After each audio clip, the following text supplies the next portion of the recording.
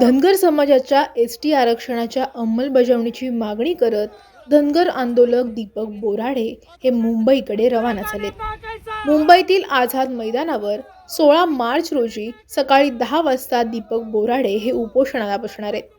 याआधी जालना येथे 17 सप्टेंबर 2025 रोजी दीपक बोराडे यांनी धनगर समाजाच्या एसटी आरक्षणाच्या अंमलबजावणीच्या मागणीसाठी उपोषण आंदोलन केलं होतं। दरम्यान सरकारला गेली 12 वर्ष धनगर समाजानं वेळ दिलाय। आता घटना दुरुस्त अधिकार मिळाल्याशिवाय आम्ही थांबणार नसल्याचा इशारा देखील दीपक बोराडे यांनी दिलाय। आंदोलन जे गेल्या कित्येक दशकांपासून घटनादत्त अधिकाराच्या अंमलबजावणीचं चाललं, धनगर जमातीचा समावेश एसटी जमातींच्या यादीमध्ये 36 नंबरला ऑलरेडी आहे। बाबासाहेबांनी जे अमृतरूपी आरक्षण धनगरांना दिलंय, पण इथल्या व्यवस्थेनं ते कैद करून ठेवलं।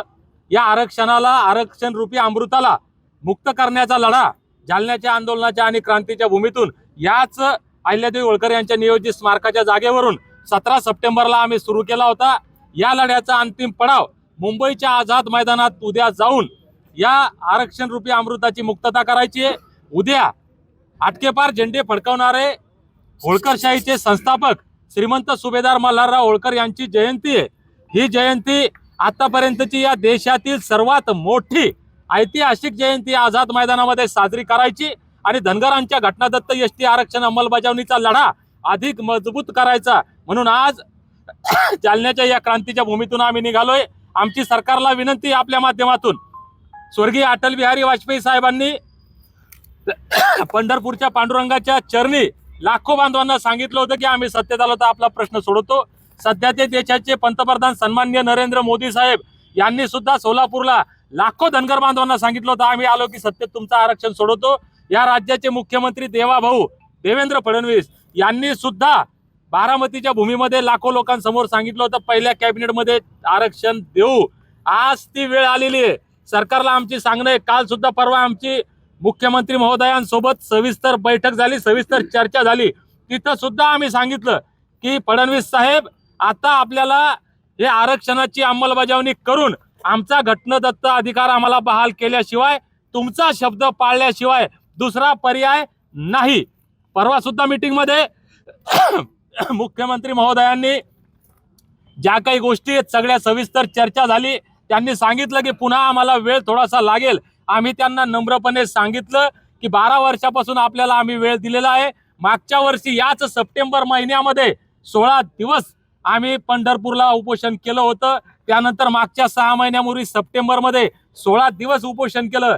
मागच्या 1.5 वर्षात काय झालं, मागच्या 6 वर्षात काय झालं, म्हणून आता वेळ साहेब नाही, आमचं ठरलेलं आंदोलन आहे, आम्ही करणार। 21 जानेवारीला ज्या पद्धतीनं पोलीस प्रशासनानं आंदोलन दडपण्याचं काम केलं, यावेळेस कृपा करून आमची विनंती आहे तुम्हाला की हे करू नका। मी सगळ्यांना सांगितलं होतं, परवानगी मिळाली तर धनगर मल्हार मावळे कमी येतील, परवानगी नाही मिळाली तर कैक पटीनं येतील आणि आम्हाला अटक करण्याचं नाटक जर मागच्या सारखं केलं तर लोक किती येतील हे कुणालाही सांगता येत नाहीत आणि मुंबईत काय होईल सांगता येत नाही।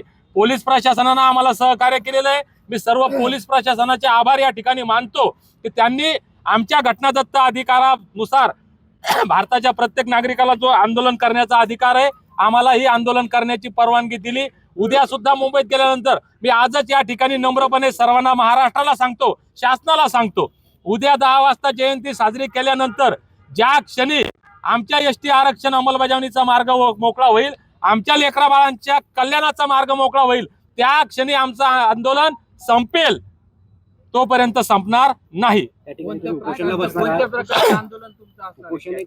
आमरण उपोषण कोण करणार आहे, किती जण सहभागी असणार आहे? उपोषण करता एकच आहे, ते मी दीपक बोराडे, आणि या आंदोलनामध्ये या राज्याच्या प्रत्येक जिल्ह्यातील, प्रत्येक तालुक्यातील बांधव सहभागी होणार आहे। विशेष म्हणजे जसं हे आंदोलन जितके दिवस चालल, आजच आमच्या एका उत्तर प्रदेशच्या भावाचा व्हिडिओ आला, तो ट्रेनमध्ये बसल्याचा, असं राज्यातल्या काश्मीर पासून कन्याकुमारी पर्यंत ज्याला पाल बघेल, रबारी, रायका, कुर्बा, देवासी, गडरी, गाडरिया वेगवेगळ्या नावांनी धनगर समाज जो ओळखला जातो, काश्मीर पासून कन्याकुमारी पर्यंत सगळे धनगर मुंबईच्या दिशेने उद्यापासून निघणार आहे। त्याच्यामुळं हे आंदोलन कसं होईल, किती होईल, काय होईल हे कुणीच सांगू शकत नाही, कुणी कल्पना करू शकत नाही. म्हणून सरकारला माझी हात जोडून विनंती आहे, आम्ही शांतता प्रिय लोक आहोत, संविधानाला मानतो, कायद्याला मानतो, पोलिसांचा सन्मान करतो. म्हणून उद्या संध्याकाळपर्यंत हा प्रश्न आपण सोडवावा. उपोषणाला कधी सुरुवात होणार? आमरण उपोषणाला उद्या सकाळी 10 वाजेपासून सुरुवात होणार आहे. किती लोक या आंदोलना ठिकाणी येणार आहेत आणि तशी व्यवस्था तुम्ही त्या सगळ्यांची केली का? मुंबईमध्ये येणाऱ्यांची व्यवस्था सगळे आपापल्या परीने येणारे आम्ही सांगितलंय. रस्त्यामध्ये आमच्या भावांनी काही खाण्यापिण्याचे पाण्याच्या व्यवस्था केलेल्या आहेत आणि आमच्याकडनं सुद्धा शक्य तितकी व्यवस्था करण्याचा आम्ही प्रयत्न केलेला आहे. आणि लोक उद्या कमी येतील लोक, कारण लोकांना असं वाटतंय की सुरुवात झाली, एकदा ते पेटायला वेळ लागत असते. वनवा असतो, सुरुवातीला आग एकदम छोटीशी दिसते, पण ज्यावेळेस वनगा पेटतो आणि सबंध जंगल तो वनवा आपल्या विळख्यात घेतो, तो वनवा सगळ्यांचे डोळे फाडण्याचं काम करतो. तो वनवा विझवणं कुणालाही शक्य होत नाही. म्हणून शासनाला माझी विनंती आहे की दीपकनं आग पेटवलेली आहे, या आगीचं रूपांतर कोणत्याही क्षणी वनव्यामध्ये होऊ शकतं. हा वनवा भडकू देऊ नका.